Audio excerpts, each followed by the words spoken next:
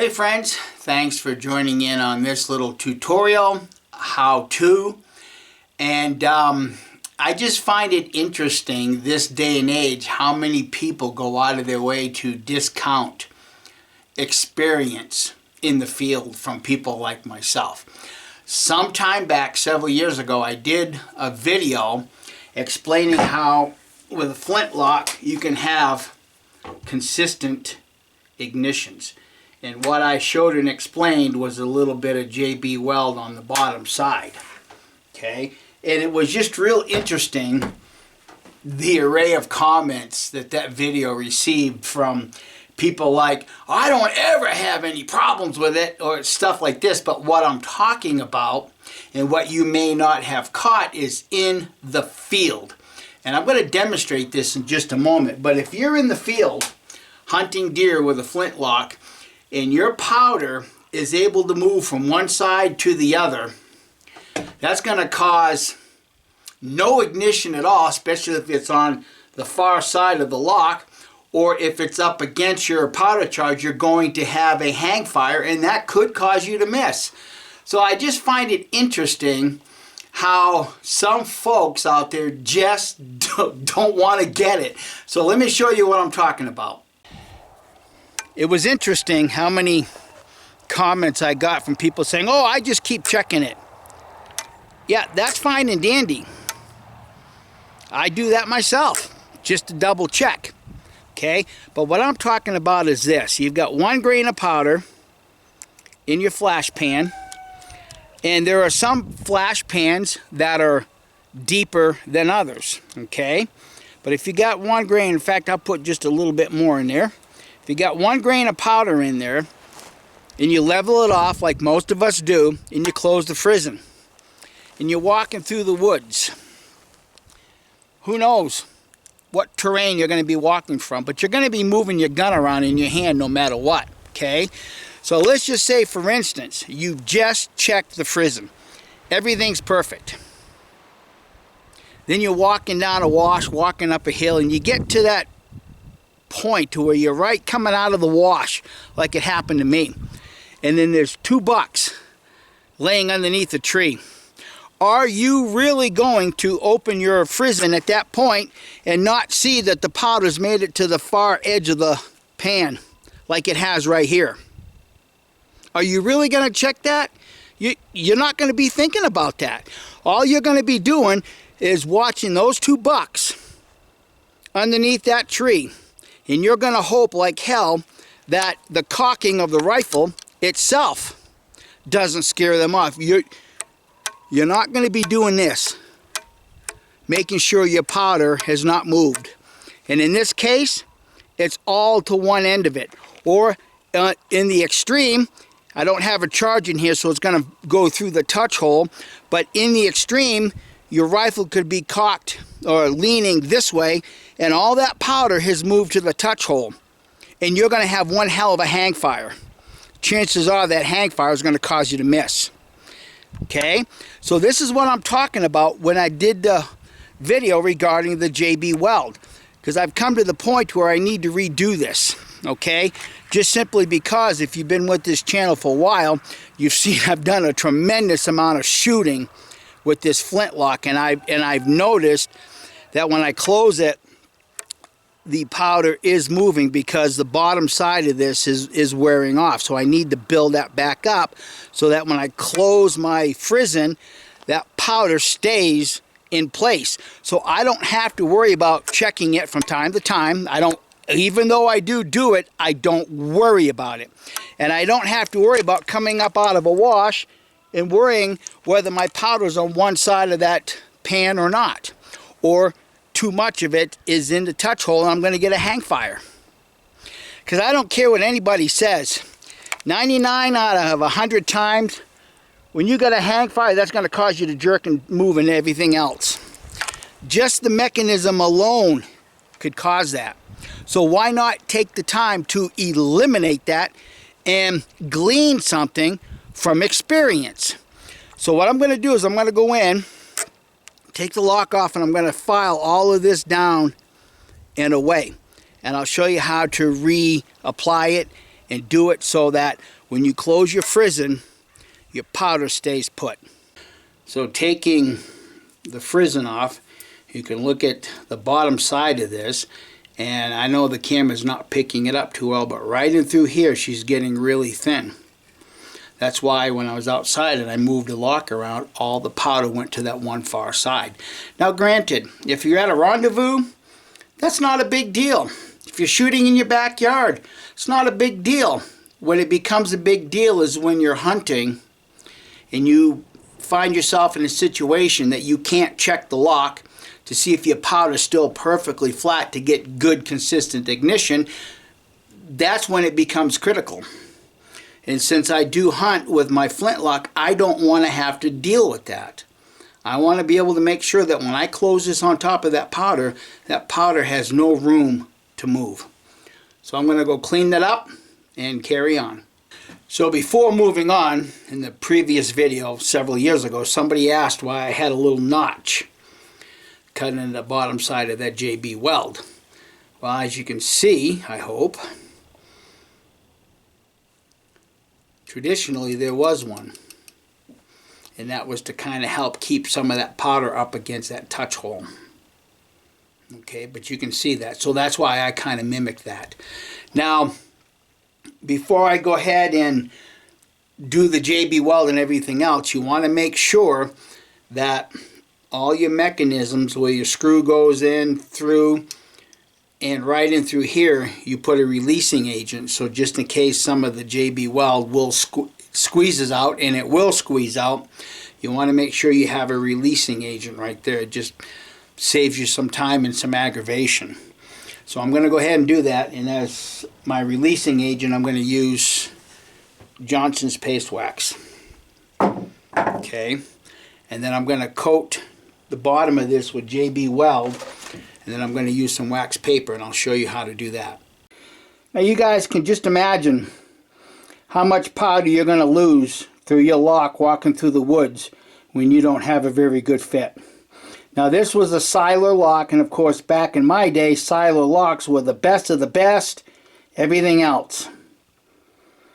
But you can see how you can very easily lose the 4F through that, and this is why I do the JB weld trick. So the next step before you actually get to the JB weld is cut yourself a small piece of wax paper. This is freezer paper, and it's pretty thin. Okay, cut it a little bit bigger than what you want. Put it into position, and then get yourself a small round dowel or something, and then close the Frizzen on top of that. What that does is that creates the indentation that you're going to need for that JB weld to set in. Okay, so that'll save you a little bit of time, because if you don't do that, chances are with this closed, that JB weld is not going to push that wax paper down to conform to the inside of your pan. Okay, and as you can see, hopefully, I don't think so. If I move it too much, it's going to fall to the floor, and then I'm bending over and picking it up, which I have to do anyways. Stay tuned. And if you don't have anything round like this, or what you also can do is you can also take a Q-tip, lay a Q-tip in it, and close that Frizzen and kind of squish on it a little bit. It just helps create that little indentation for that JB weld to set in. And when it hardens, then you can set that on top of your powder charge, and then you can look and see how, how closed it is. Make sure there's no gaps that you can see through like I just shown previously. Okay, I put the JB weld on it and I closed it. And if you lift it up just a little bit, you can see that that JB weld filled in that indentation. Okay, so I'm going to let this close and set for the day, and we'll get back at it a little bit later to do the cleanup work and You want to make sure that you've got this releasing agent on there just in case. And if you're not sure, like I get a little bit of overhang on the inside here and on the edge here, I'm going to go ahead and clean that up now. And the rest of it looks like it's pretty good. But just that little bit right there, just clean off the excess, let it dry, and then go to work at it, and I'll just show you how simple this is. Okay, how'd we do? Perfect. You can see the underside of it is perfectly the same contour as the pan. Looks good. Except I had to go to Plan 13B. Here's a word of caution. When I mentioned about using a piece of wax paper, you want to make sure, because I didn't, this is why I had to redo it and go to Plan 13B. You want to make sure that when you close your Frizzen on top of that piece of wax paper, the wax paper doesn't shift. That's what happened to me, and I did not recognize it.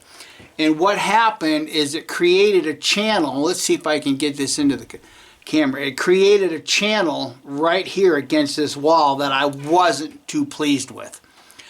So once I discovered that, I went ahead and started over, going to Plan 13B. Now, there's multiple ways of doing this. The wax paper is the simplest because it just peels right off, but you got to make sure that when you close the Frizzen, it's closing squarely on the wax paper and it doesn't shift it. The other way you could do it, you could put some masking tape in the bottom of this, but what I did the second time around is I went ahead and used the releasing agent, the Johnson's Paste Wax, and I coated the pan and everything that would be making contact with the JB weld. And as you can see, and as I previously showed, it came out perfectly. Now, I really don't think that channel would have caused an issue, except for me, what I really want to do is create a flat spot in the center of the divot here, so that when I close the Frizzen, it's sitting right on top of the powder in a straight line to the touch hole. Okay, so that's why I started over and why I now have what I have and to work with. So what I'm going to do is I'm just going to take a flat file. Well, first of all, what I'll do is I'll put a couple grains. This is just a 1 grain charger. I'll put 1 grain in there, level it out as best as I can, and close the Frizzen. And if you can see, well, better yet, I think you can see that it's setting not perfect. It's not setting straight down, so I need to file the bottom of the divot flat so that when it sets on top of the powder charge, it sets flat and it sets closed.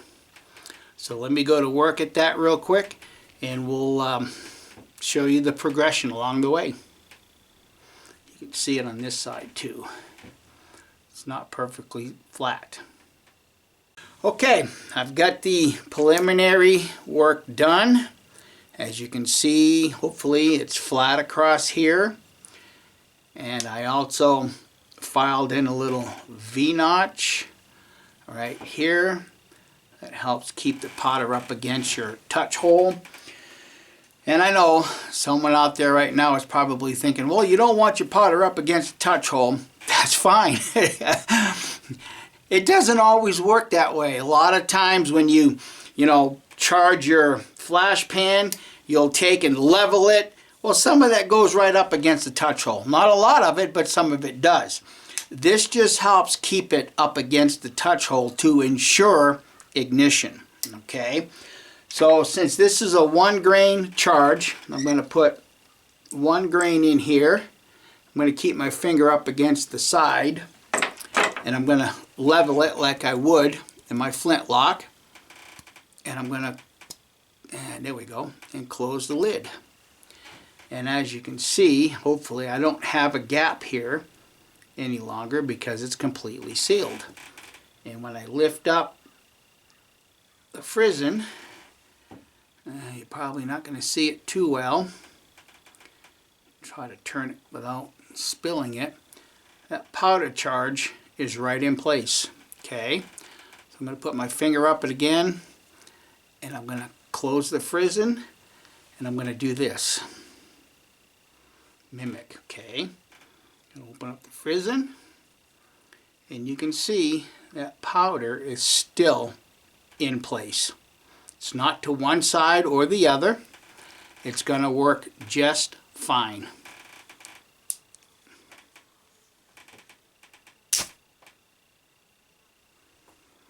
Now if you look at the powder that's burnt in the pan, it's burnt all the way across, not in one side or the other. It's burnt all the way across. So I've achieved what I was looking for to do, and it's sealed. It's sealed all the way across. Okay. Now for me, sometimes I tend to put a little bit more than 1 grain in my flash pan. Sometimes I'll put like another half a grain in there, level it off, close the lid, and as you can see, I'm not perfectly closed. Okay, move it around a little bit, and the powder is still pretty much in one place. Pretty much. Not perfect, but there again, when you're hunting, this is all you want. You want that going off. Okay? Which it does. Now I may, because I like to put just a little bit more in my flash pan, I may just file this off a little bit more to compensate for that. Okay, I've got it sanded down a hair more. Finish it off with 1000 grit so that the bottom of the JB Weld is smooth. I'm going to put my normal charge in the flash pan. A grain plus a little bit more.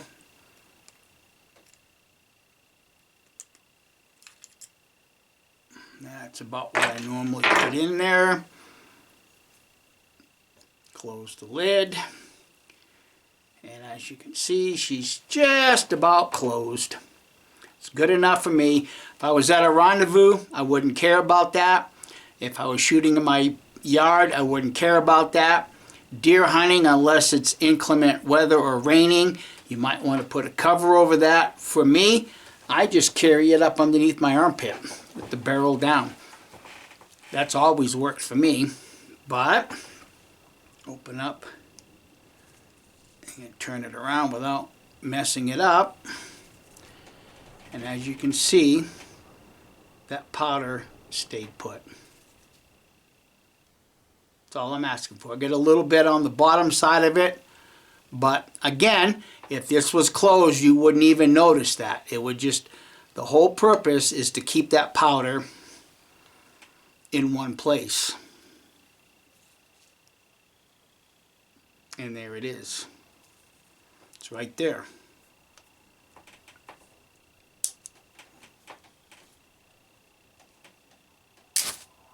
Perfect. And once again, you can see that powder has burned across the entire channel, the Frizzen pan. Okay, well that's done. I hope that you friends have been able to glean something from this. And you know, once again, I'm expecting, maybe not right away, but maybe 6 months, a year from now, people are going to say, well, I don't have any problem with it. Fine. I don't either at this point. But, you're going to be saying something different if you've got the buck of a lifetime in front of you and all your powder's to one end of the pan and all you get is just a flash in the pan. You're going to sit back, you know, that guy in the Lame Beaver channel just wasn't talking shit. He kind of knew what he was talking about. Wait for it. Thanks for watching, guys, and I hope that you'll give it a thumbs up and share it with your bestest of buds, especially if they're a flintlock shooter. And keep your powder dry.